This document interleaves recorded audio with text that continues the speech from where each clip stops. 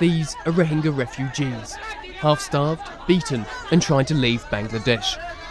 In April, after more than 5 weeks in horrific conditions, they mutinied and the traffickers fled.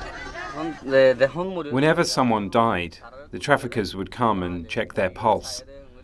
Once they confirmed one was dead, they'd simply throw the body into the sea. This was filmed by a trafficker who left his phone on board. The phone was found by Inamul Hassan, who later showed AFP the footage.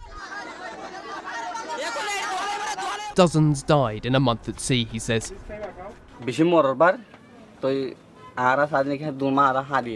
When we saw all these people dying, we started to shout at the smugglers. The Rakhine sailors came on the lower deck with sticks and fan belts and started beating us indiscriminately. The women went silent instantly, but the men kept resisting. They beat us mercilessly, bruising heads, ripping off ears, breaking hands. They wreaked havoc on us. We realised we had nothing to lose and attacked the crew on the boat. We were in a do-or-die situation. The men were restless. We said we'd kill them unless they dropped us on land. The crew escaped on a second boat. Inamul and the other refugees were taken back to Bangladesh by a couple of sailors who stayed on board. Like many Rohingya, they wanted to leave the sprawling camps of Cox's Bazar in southern Bangladesh. An AFP investigation over several months, including dozens of interviews, pieced together the complex network of traffickers, fishermen and police that open a dangerous path toward a new life. For most, the goal is Malaysia. The Rohingya camps are very overcrowded.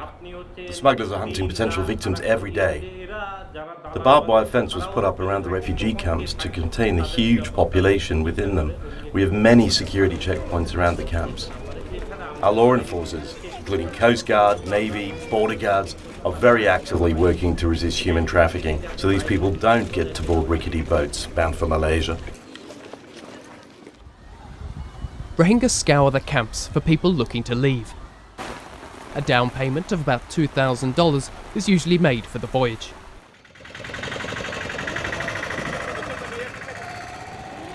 Pre-agreed vehicles take refugees on the 6-hour drive to the coast, through police lines. The auto rickshaw driver paid cash, so we didn't get checked. That's how we got past the checkpoints. Some groups, however, are bundled into police trucks before they reach the sea. For those who do make it to the bustling port, small fishing boats then take them to larger vessels that can hold up to 1,000 people. These ships can rake in more than $2.5 million a voyage. The fishermen pocket a little extra cash.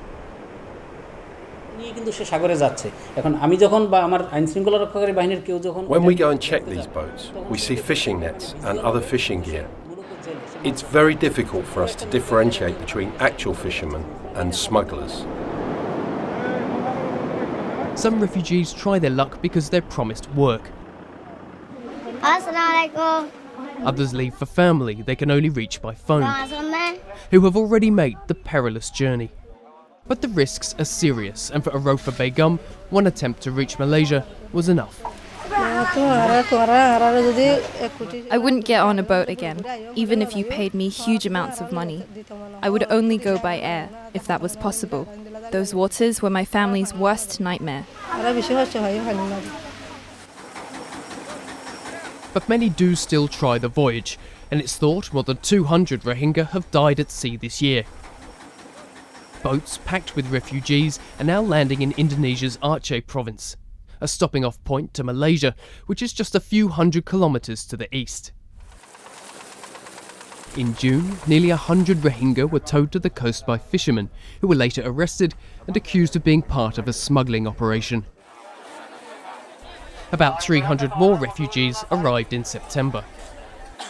They were placed in a makeshift camp nearby. Many here are women who, in Bangladesh, got engaged to Rohingya men working in Malaysia. They told me I had to get married if I wanted to go to another country. Amira says she was at sea for 7 months. She speaks every couple of days with her 25-year-old fiancé, who works in construction and supports her family financially. They brought us on this trip, promising I'd go to Malaysia. If they'd taken me to Malaysia, then we would be married. Now we're stuck here, and I'm thinking about what to do next. The vast network that ships people like Amira across the seas is constructed so traffickers are protected. These people smuggling networks work in a cell system. So if one cell fails, for example, other cells or layers won't necessarily be exposed. The layers begin in Malaysia because most of the refugees intend to go to Malaysia. For Enamul, it's not a journey he's willing to try again, despite the hardships of the camps in Bangladesh. I'll never forget the tragedies I've been through. The traffickers, the sailors on the ship, everybody oppressed us. Why would I ever attempt such a harrowing voyage again?